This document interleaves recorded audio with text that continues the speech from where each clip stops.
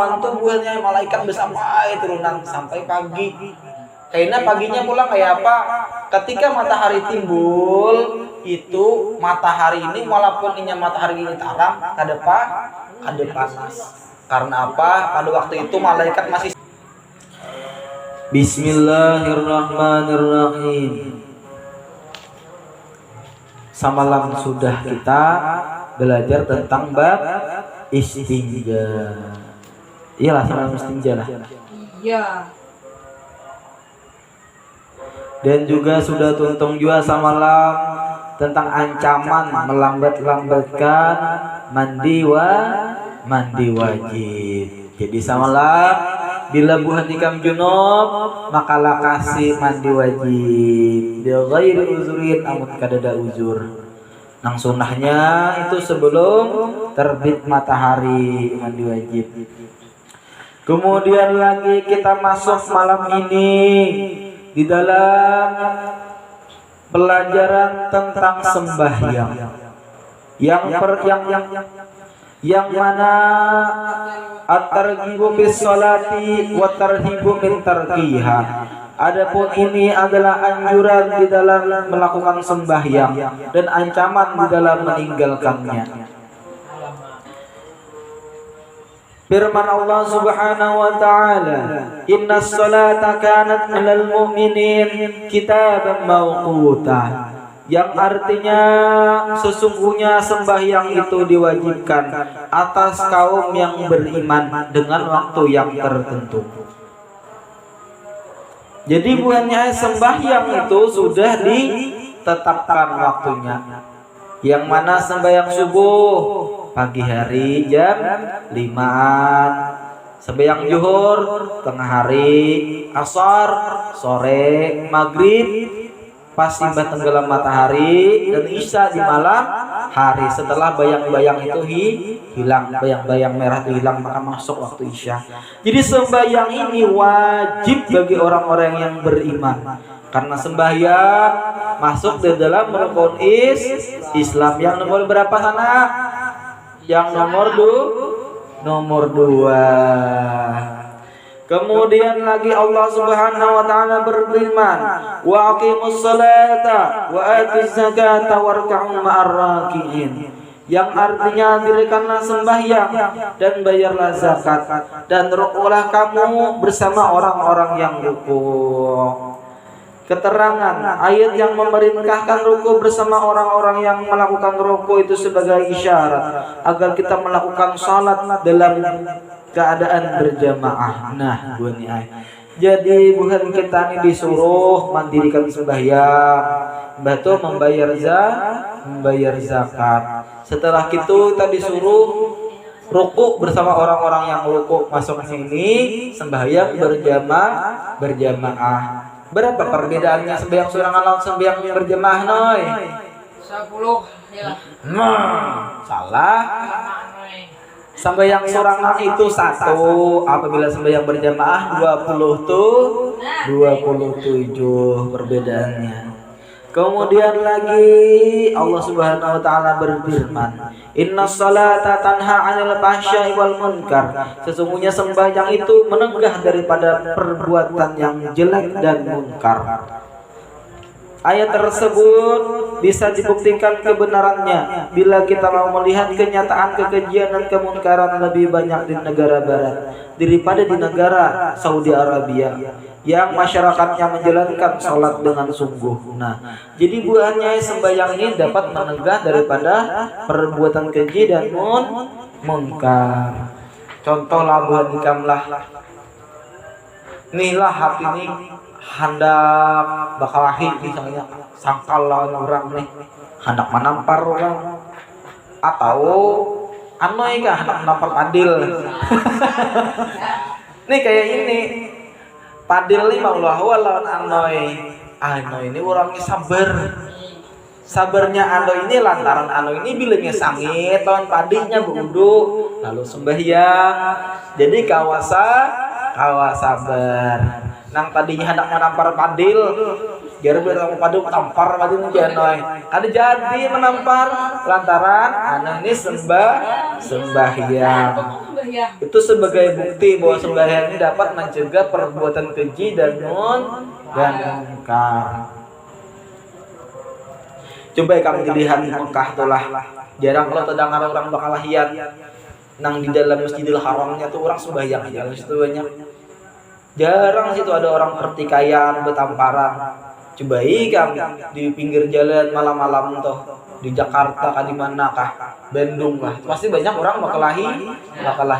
Lain jalan di Mekah biar tengah malam kalau dengar orang bakal lahian di Masjidil Haram karena orang itu sembahyang. Kemudian lagi firman Allah Ta'ala, hafizu 'alas salawati wa salatil wusta wa qumu lillahi qanitin, yang artinya peliharalah semua salat dan peliharalah salat asar dan berdirilah untuk Allah dengan khusyuk. Sabda Rasulullah sallallahu alaihi wasallam, as-salatu imaduddin, faman tarakaha faqad hadamaddin. Ini sabda Rasulullah, salat itu adalah tiangnya agama. Maka barang siapa yang meninggalkan, maka sungguh telah merobohkan agamanya. Jadi mun buhan ikam kada melakukan sembahyang sama aja buhan ikam kada beragama. Karena sembahyang itu tiangnya agama. Lihat di Indomaret atau Alfamart semalam, tiangnya roboh lantaran pondasinya kada kuat. Ada juga bulan kisahnya. Orang nih ahli amaliyah sampai bisa terabang, sampai bisa berjalan di atas banyu. Ada orangnya. Sambahyang kada, amaliyah ketinggian. Gara-gara terlalu pintar, terlalu tinggi, sambahyang kada, maka runtuh amalnya. Yang tadinya sembahyang di atas banyu, berjalan di atas banyu, menjadi sombong. Karena sombong itu termasuk perbuatan munkar. Jadi sembahyang itu kawa mencegah kita dari perbuatan munkar. Munkar itu artinya ingkar lawan Tuhan. Kada sungguh-sungguh beribadah lawan Allah. Kemudian lagi sabda Rasulullah sallallahu alaihi wasallam, miftahul jannati as-salatu.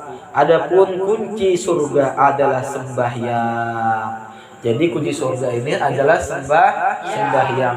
Di dalam hadis lain dikatakan sesungguhnya permulaan perkara yang dilihat dari amal perbuatan seseorang dari hamba Allah pada hari kiamat yaitu adalah sembahyang. Apabila sembahyangnya dijumpai sempurna, maka semua amalnya akan diterima. Dan apabila dijumpai sembahyangnya itu tidak sempurna atau tidak ada sama sekali, meskipun dia berzakat, meskipun dia naik haji, meskipun dia sedekah, tapi kalau sembahyang, maka amalnya itu ditolak karena tiang agamanya runtuh. Sampai sini jadilah masalah targhib wa tarhib. Kita sedikit menyimpang tentang malam Lailatul Qadar. Bismillahirrahmanirrahim.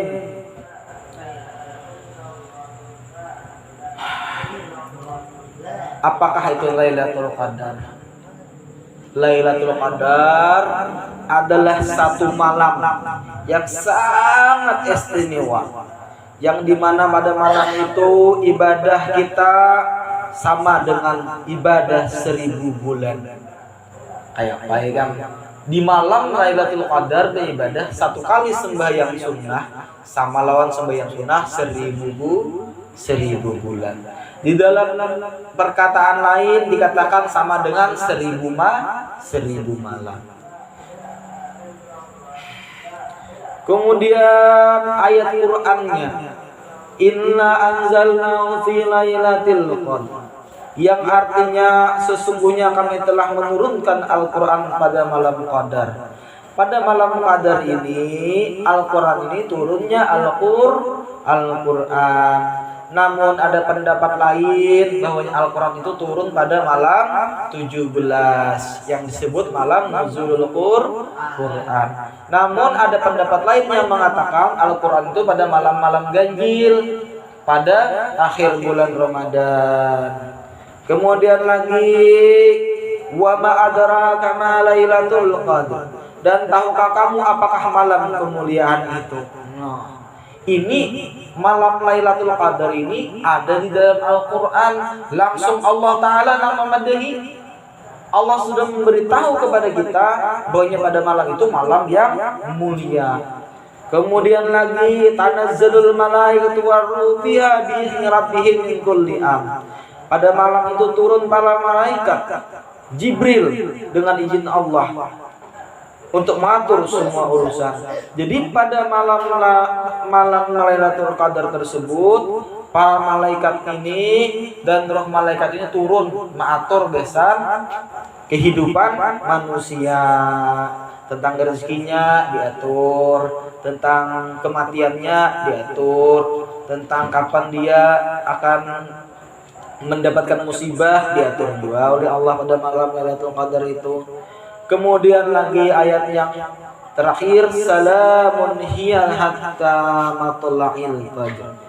Salam sejahtera pada malam itu sampai terbit fajar. Jadi selama malam Lailatul Qadar itu kita selalu mendapatkan keampunan dari Allah malamnya, keberkahan, rahmat dari Allah. Napa nang kita minta cepat dikabulkan Tuhan. Karena pada malam itu malaikat dari lapisan pertama sampai lapisan nomor 7 itu turun ke bumi mengaminakan sabarataan doa-doa orang yang beriman. Jadi malaikat itu sampai di langit, kita bentar ya kada melihat, sampai sasak sempit, langitnya sempit. Tujuannya apa? Mencari orang-orang yang pada malam itu beribadah, minta petunjuk kepada Allah, minta ampun kepada Allah, diaminakan.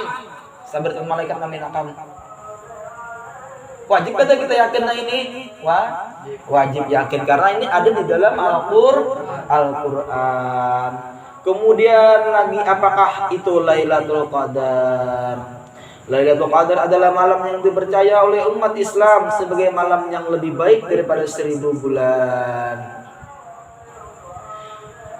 Dan Lailatul Qadar itu turun di malam-malam ganjil 10 hari bulan Ramadan.